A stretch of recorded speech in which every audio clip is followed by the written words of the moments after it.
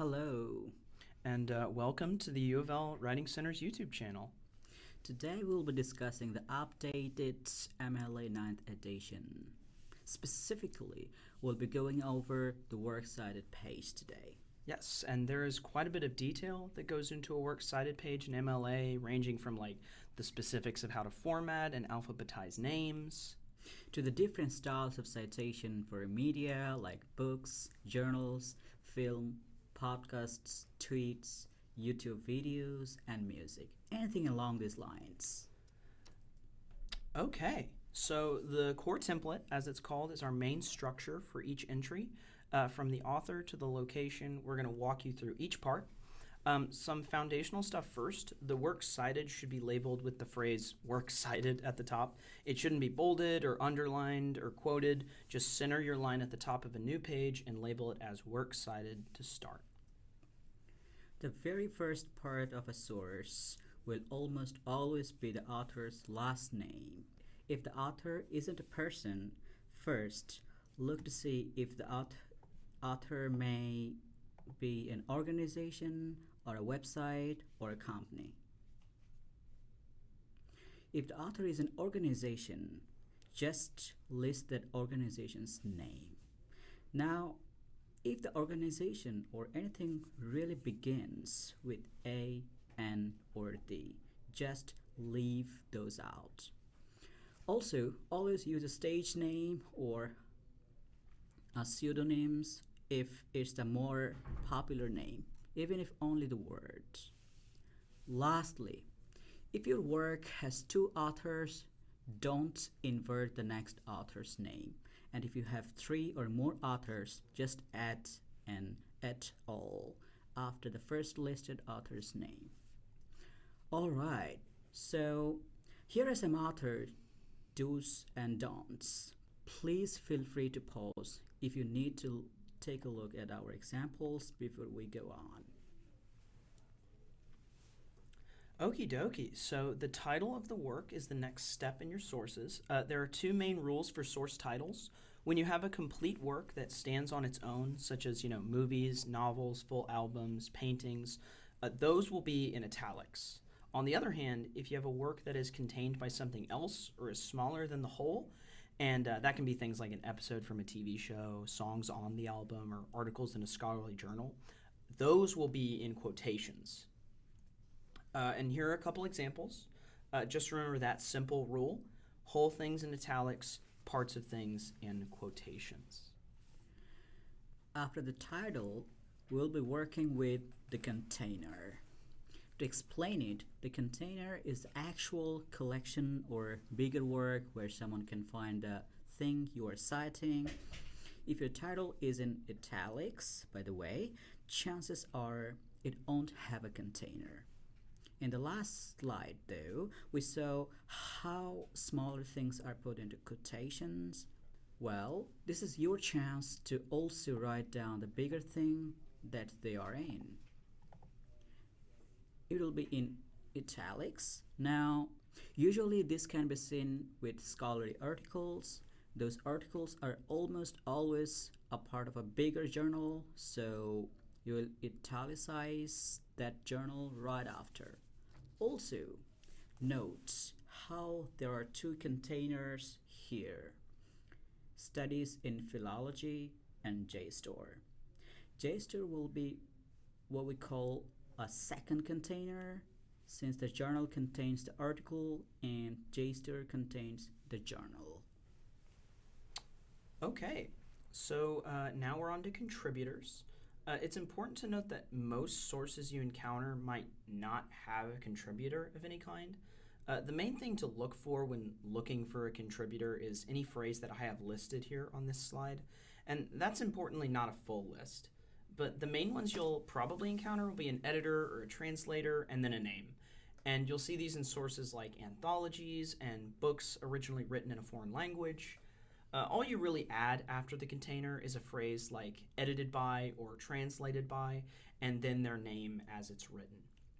A small detail to remember is that if there is no container, it comes after the title's period, so you'll capitalize the edited by or translated by or what have you. Alright, So the version and the number are to specify the container more. Version can mean something like the edition of a book or the volume of a journal or anything like that. Number, on the other hand, refers to how many issues of a version have come out. A good example would be something like a scholarly journal. If a journal comes out 4 times a year, then it will go from numbers 1 through 4. And if it's being published for the third year in a row, then its version will be 3. Fortunately, on most databases and websites, the website will try to clearly list the version and number of the journal for you. Okay, and with that said, always look out for the publishing company on those journals too. Sometimes it'll be displayed on the database, other times you may have to go looking for it. A good chunk of journals may be published by like some university press, and with physical sources, those publishers are usually on the source itself, like a book or an album or anything like that. A written source will usually have the publisher in those first few pages of the book, so just look for the page at the beginning that has all the copyright info on it. For online sources, just look to see if an original publisher is listed. If not, like if it's a New York Times article or a government agency's website, then that website or organization will usually be considered the publisher. With the publisher, you will also want to look and see if there is a publication date provided. The date you can use is flexible most of the time, since the most important part of the date is almost always the year. So don't worry if you can't find a specific month or day, especially with books or other written sources. The nice thing is, online sources can be a lot more specific. A tweet, for example, can be taken down to the exact minute it was published. However, with those online sources, if a date isn't provided, just provide the date you accessed the source at the very end of your citation.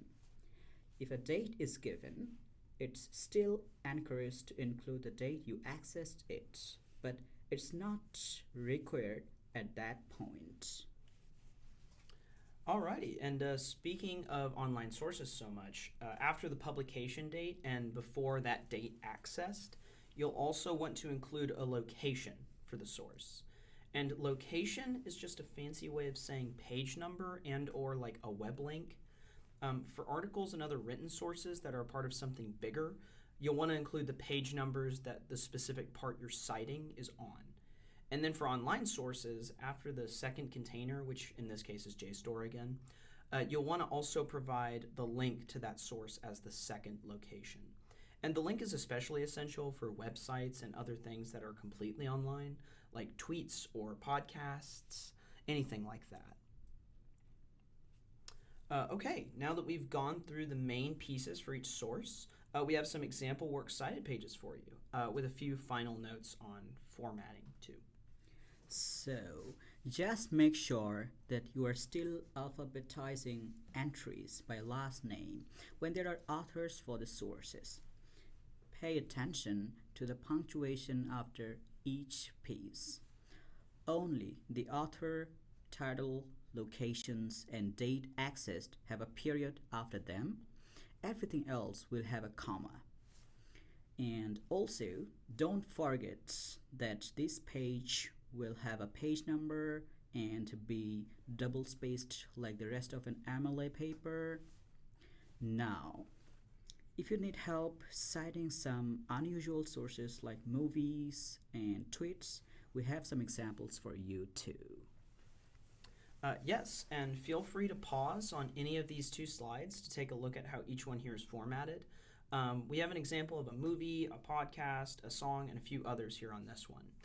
Notice how the ones without an author first are still alphabetized by the first letter of the title. Also make sure you notice that each source does not have an extra space between them or an extra space between them and the works cited label, and that they importantly have that hanging indent, which is that extra space that moves every line after the first one forward. And here's just a quick written tutorial on how to find a hanging indent setting on both Word and Google Docs. Okay, well, that's it. Thank you all for listening today, and we both hope that this video will come out to be helpful in making a works cited page and understanding each part better. Absolutely. And on screen, you'll see our information for if you have any additional questions or curiosities for our Writing Center here at the University of Louisville.